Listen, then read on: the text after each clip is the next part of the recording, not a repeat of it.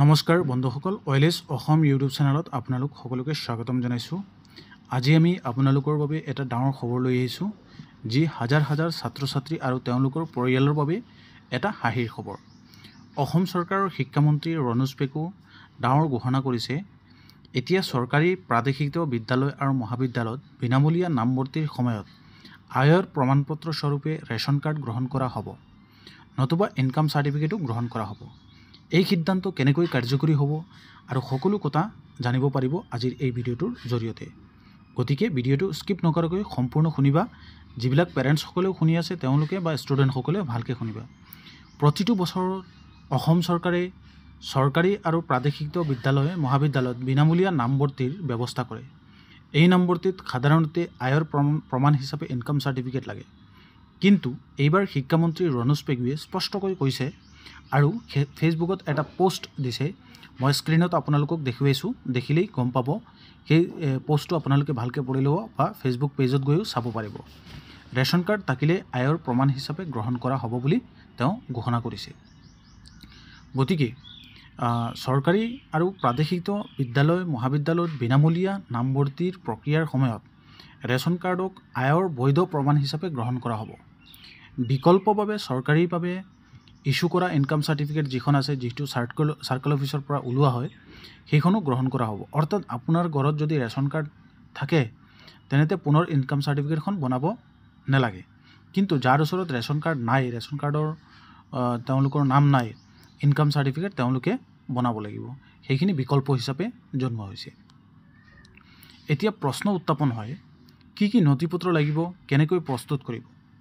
Ration card যদি থাকে আয়ৰ প্ৰমাণপত্ৰ হিচাপে নালাগে, ৰেচন কাৰ্ডখন লগত জমা দিলে হ'ব। যদি নাথাকে ইনকাম চাৰ্টিফিকেটখন বনাব লাগিব। ইনকাম চাৰ্টিফিকেটখন বনাবৰ কাৰণে গাঁওবুঢ়াৰ পৰা প্ৰমাণপত্ৰ এখন ল'ব লাগিব। মাটিৰ খাজনাৰ ৰচিদখনৰ প্ৰয়োজন হ'ব আৰু এখন আধাৰ কাৰ্ডৰ প্ৰয়োজন হ'ব। সেইখন দি পেলাই আপোনালোকে যিকোনো আপোনালোকৰ ওচৰৰ CSC চেণ্টাৰত গৈ পেলাই এপ্লাই কৰিব পাৰিব বা সেৱা সেতু পৰ্টেলত আপোনালোকে নিজে এপ্লাই কৰিও উলিয়াব পাৰিব। সেইখন উলিয়াই পেলাই আপোনালোকে ইনকাম চাৰ্টিফিকেট কলেজত জমা দিব পাৰিব। তেতিয়া আপোনালোকৰ বিনামূলীয়া এডমিশ্যন হ'ব। আপোনাৰ নামভৰ্তিৰ প্ৰক্ৰিয়াত ৰেচন কাৰ্ড থাকিলে ইনকাম চাৰ্টিফিকেট বনাবলৈ অধিক সময় খৰচ আৰু আপোনালোকে বহুত দৌৰিব লাগিব হয়তো এই কাগজখিনি ৰেডি কৰোঁতে। গতিকে এই সিদ্ধান্তই বিশেষকৈ গৰীব পৰিয়ালৰ বাবে এটা আশীৰ্বাদ স্বৰূপ, যিটো মাননীয় অসমৰ মুখ্যমন্ত্ৰী মহোদয়েও এই বিষয়ে জনাইছিল। এই সিদ্ধান্তৰ পৰা বিশেষকৈ কাৰ কাৰ লাভ হ'ব? গৰীব আৰু নিম্ন আয়ৰ পৰিয়ালৰ এই সিদ্ধান্তৰ পিছত লাভ হ'ব। গাঁও অঞ্চলৰ ছাত্ৰ ছাত্ৰীসকলৰ কাৰণে সুবিধা হ'ব। চাহ বাগিচা অঞ্চল আৰু চহৰ অঞ্চলৰ পৰিয়ালৰ যিবিলাক ষ্টুডেণ্ট আছে তেওঁলোকৰ কাৰণেও বেনিফিট হ'ব। যিসকলৰ ওচৰত ইতিমধ্যে ৰেচন কাৰ্ড আছে তেওঁলোক সকলোৰ কাৰণে এইটো সুবিধাজনক হ'ব। এই নীতিয়ে অসমৰ শিক্ষাৰ ক্ষেত্ৰখনত অধিক অন্তৰ্ভুক্তিমূলক ইনক্লুচিভ কৰি তুলিছে। গতিকে এইটো এটা গুৰুত্বপূৰ্ণ সঁহাৰিমূলক এটা যিটো বিষয় চৰকাৰৰ ফালৰ পৰা দিয়া হৈছে।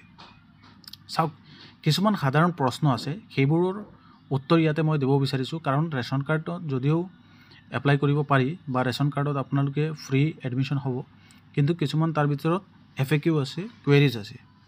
প্ৰথমে এটা কুৱেশ্যন আপোনালোকৰ মনত আহিব পাৰে, মোৰ ৰেচন কাৰ্ডটো পুৰণি, চলিব নেকি?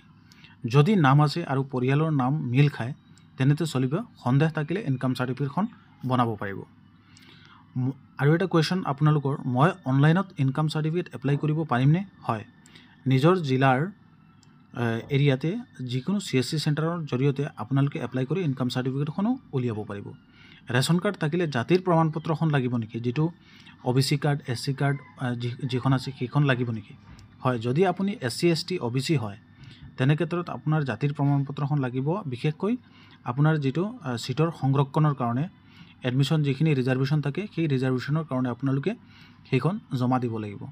গতিকে ৰেচন কাৰ্ডৰ যিখন কাৰ্ড আছে সেই কাৰ্ডখনত আপোনাৰ ফেমিলিৰ মেম্বাৰ যিজন আছে তেওঁৰ নামটো হ'লে আপোনালোকৰ এডমিশ্যন হ'ব। গতিকে আশা কৰোঁ এই যিবিলাক কুৱেশ্যন আছে সেইবিলাক আপোনালোকৰ মনত যিখিনি ডাউট আছিল সেইখিনি ক্লিয়াৰ হৈ গ'ল। মৰমৰ প্ৰিয় ছাত্ৰ ছাত্ৰীসকল, এই সিদ্ধান্তই বিশেষকৈ গৰীব আৰু পিছপৰা পৰিয়ালৰ ছাত্ৰ ছাত্ৰীৰ বাবে বিশেষ পৰিমাণে সহায়ক হ'ব। তেনে সিদ্ধান্তৰ বাবে আমি শিক্ষামন্ত্ৰী ৰণোজ পেগু আৰু মাননীয় অসমৰ মুখ্যমন্ত্ৰী হিমন্ত বিশ্ব শৰ্মা ছাৰক ধন্যবাদ জ্ঞাপন কৰিছোঁ। ভিডিঅ'টো যদি আপোনালোকৰ উপকাৰী লাগিছে তেতিয়াহ'লে লাইক কৰিব আৰু আপোনাৰ বন্ধু বান্ধৱী বা ছাত্ৰ ছাত্ৰী যিবিলাক আছে তেওঁলোকৰ লগৰ যিবিলাক বন্ধু বান্ধৱী আছে তেওঁলোকক শ্বেয়াৰ কৰিবা। এনেধৰণৰ শিক্ষামূলক ভিডিঅ' পাবৰ বাবে ওয়েলএছ অসম ইউটিউব চেনেলটো ছাবস্ক্ৰাইব কৰিও ৰাখিবা, যাতে ভৱিষ্যতে আমি এনেধৰণৰ আপডেটেড ইনফৰমেশ্যনবিলাক যদি লৈ আহোঁ তেতিয়াহ'লে যাতে আপোনালোকে পোৱা। ধন্যবাদ।